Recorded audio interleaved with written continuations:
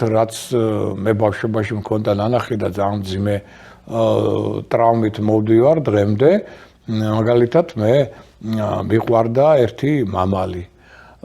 სახლში ქონდა ესეთი საკათმე, სოხუმში ვცხოვრობდით ადრე და ვესაუბრებოდი ხოლმე რომ დამენახავდა მორბოდა ჩემთან, პატარა გოჭი ყავდა, ისიც მორბოდა და ჩემ თვალწინ გააძრეს ტყავი. ესმით?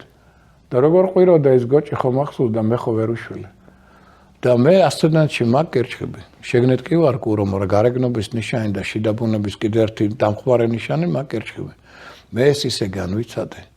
და იმათმა ჭამეს არაფერი ხო მოელხინეს და ჰუმანურ იდეებზე ისაუბრეს ხო, მაგრამ მე ხო ეს მახსოვს ბავშვობიდან.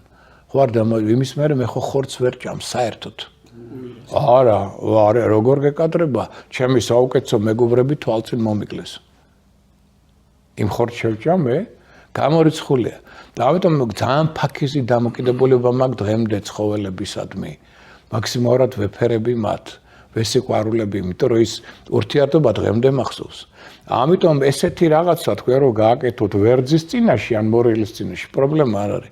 არის სიამოვნება, მაგრამ ამას ადვილად ამოიგდებს მე თავიდან. თევზები და კერჩხები არა, ეს არ გააკეთოთ მათ წინ. მთელი ცხოვრება მოაქვთ მე.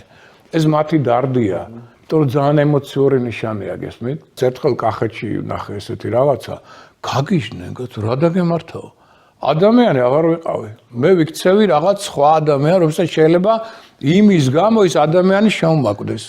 მე ხვდით რომ როგორ კაცო შენ და მე არ დამავიწყდება რომ საოცარი ციკანი იყო გესმის პატარა თამაშობდა უხალ და უცებ მეორე წუთს ვიგებ რომ გამოაჭრეს კისა რიგაცოს ხედავს საწოდა გდიაც და ის მეუბნება ვინც ეს გააკეთა რომ ახლა ამას შევჭამთო ჩვენო ამას ეს ხერპლად შევწირეთო ჩვენო და ჩემი ცხოვრება შეიძლება. მეოთხარი რა იდიოტიც იყავი ის იდიოტი დარჩები და უარესი კიდე და სხვათა შორის კიდე უფრო გაუარესდა მისი ცხოვრება მერე. როგორ მეოთხარი ცოცხალი არსების დახოცვა ვის უხარია უფალს? თუ შავძალას ვინ შექმნა ის უფალმა ხო და მას უხარია რომ შენ კისერს გამოჭრი?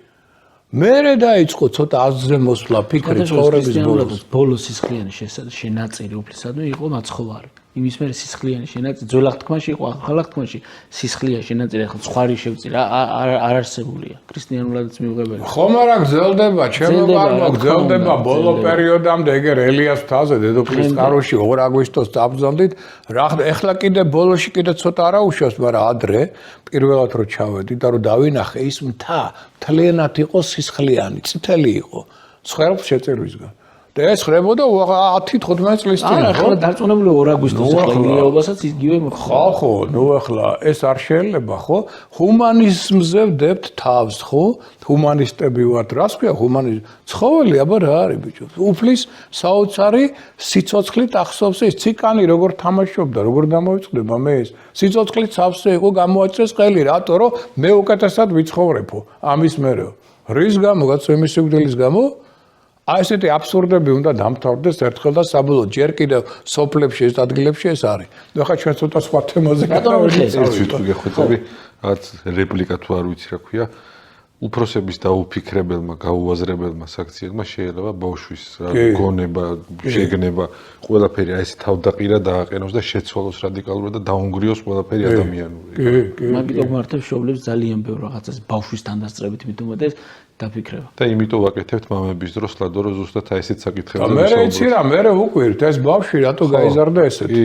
რატო ემეთო რომ იმან უკვე ჩაიბუდა ბავშვობიდან წყენა, ჩაიბუდა ის რაღაცა შიდა კომპლექსები გაუჩნდა ამის შედეგად, რაღაცა ტკივილი მიიღო და მე ამ ტკივილს ხო უნდა გამოშვება. თუ მან ვერ იპოვა სხვა ფორმები, როგორც არის დაუშვათ ხელოვნება ან სპორტი და ამით არ გამოუშვა ეს დაგროვილი ორთქლი, ის გამოუშვებს მე ვიღაცის ცემით ვიღაცის დაუშვათ ცისთვის ცუდი რაღაცის გაკეთებით და ვერ ხვდებით რატო გახდა ესეთი რა დაემართა ამიტომ აი ენერგია მიმუშავა ის ჩაიბუდა მაშინ